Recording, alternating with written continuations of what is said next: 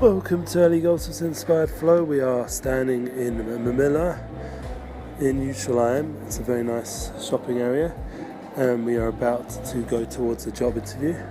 And I want to just talk about the up-and-coming Pesach, and the reason being, how's it connecting to the inspired flow is because personally my whole inspired flow of living in the Holy Land, living in Jerusalem and transferring my life from London to Holy Jerusalem and all that entails, it all started during this month. And it was definitely, there was always a pre-game like with Purim that just sort of opened my heart with some spiritual feelings and awakenings, but then the Pesach energy of just connection and Sudas, meals together.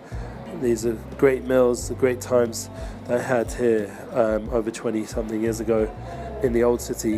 It was a life changer, and I'm still happy to say that I'm sort of flying off that flow still till now. And that flow was basically divine providence. Back in the day I used to read a book called Celestine Prophecy or The Alchemist or these kind of books, and they opened me up to the power of divine providence and the power of that inner flow, that inner treasure, that inner wisdom that's within. And I was able to bring that out into a reality check, like an awakening, epiphany, people call it nowadays. But really what it was just a connection to the divine flow that's within, and drew me into a deeper experience of life. Now the question is, people always ask, so once you're into this divine flow, so how does that bring you like happiness, success, what people call success? There's only one real success, and that's to be attached to your true mission in this world. So that is the real success that I'm aiming at. So I definitely feel like I'm on that path. In terms of how to make a living and things like that, so what my rabbis say, and it's true, is what am I worried about? Like, who am I kidding? What, you don't think that the creator of the world and every day everything in creation is constantly receiving its sustenance in an unbelievable, abnormal way. If you just go into the general process of how everything works, we talked about this when it came to the Parshas Aman, that we saw that everything was like completely beyond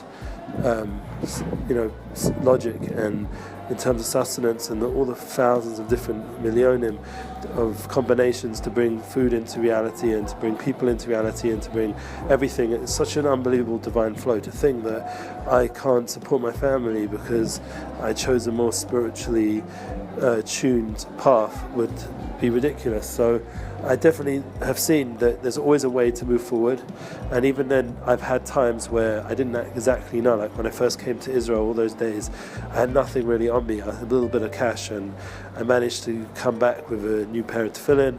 I managed to stay in places like Simon Wilson style, there was a place called the Heritage House, other places where money wasn't really like the issue. It was just about being there at the right time and just being available to smile and to show my openness to whichever place wanted to host. And thank God it was amazing. And then at the same time, like nowadays, owning a home in Yerushalayim and having responsibilities of paying for a Pesach we spoke about last time, it's a big change in terms of children and looking after a wife and all the different things that come together. I mean, truth is, she looks after me, but the point is that the divine flow is there, and having a soulmate who's, thank God, she's doing so amazing. She just had a standing ovation in her exercise class, which just before Pesach, to have a overflowing class of from ladies who basically they're all working really hard towards Pesach. They all came to do an exercise class with my wife, and they all gave a standing ovation. It was like a tremendous success. Just to be married to someone who's like that, who's performing at such a high level, all our organizational skills and everything else, it gives me just such appreciation. And also to be able to live in Yerushalayim, all the work that went into coming here. Like I was asked, people will get nervous, IRS, I don't know, whatever they call it in America, reports. So I've got a tax report I have to do right now. So I'm just going to, I have an accountant, thank God. I opened up a file last year because I went independent, because even though I work for companies, but like it's more consultancy based. So I had to, report all my stuff and everything, and it's great. No issue to do that. Thank God I paid every tax that's needed and will continue to do so, please God. And this concept of just being straight and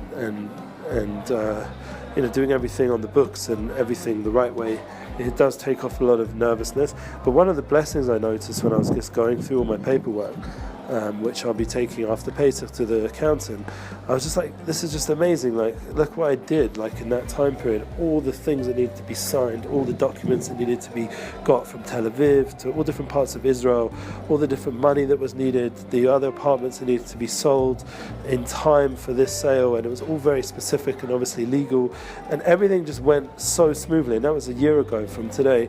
It's just unbelievable, like, when you look over what you've accomplished and just take a breath for a minute before you think about what you need to do more, you just realize it's just unbelievable. So every one of us can do that. Every one of us has ability to tap into their divine flow and to support and accomplish and to achieve their true mission in this world, which is the true success.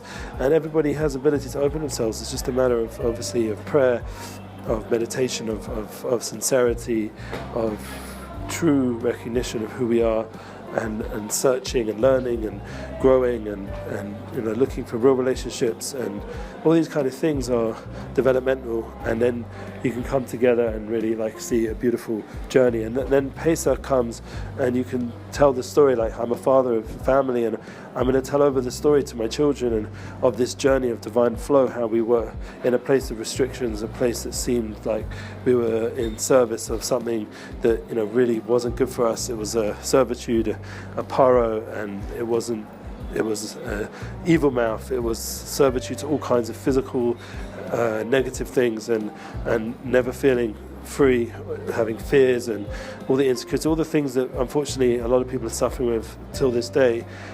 We were able to go out, and it was a moment of freedom, a moment of true salvation, not just escape, but salvation from all those things, especially with the climax of Pesach, with Shvi Pesach. Hopefully we'll get time to talk about that over Pesach, but Shvi Pesach is just an unbelievable time of just seeing all our enemies vanquished in front of our eyes, all the things that are hurting us now to build us, to help us be more successful. And it was just such a turnaround, and in an awesome, miraculous way. And this is something which we can all go through in our own lives on a daily level. Every day, says the Balatanya, we can leave our own restraints. We will get up out in the morning in our bed and all our different, small-minded ways of being, and go into a larger way of being, and to go into a larger level of life. And then it could bring us to a whole different level, and that is something we all have ability to do. So I pray to Hashem, to God, to help us all on an individual level, as a people and as a world, to go out of our restraints, to realize we have a soul, we have a divine flow. We just allow that to guide us and to give us the encouragement to see everything come together in a unified way, and we'll be blessed, please God, with a beautiful Pesach, and unity inspires. We'll live on and in all our lives, and we'll be able to hear more of your inspired journey together.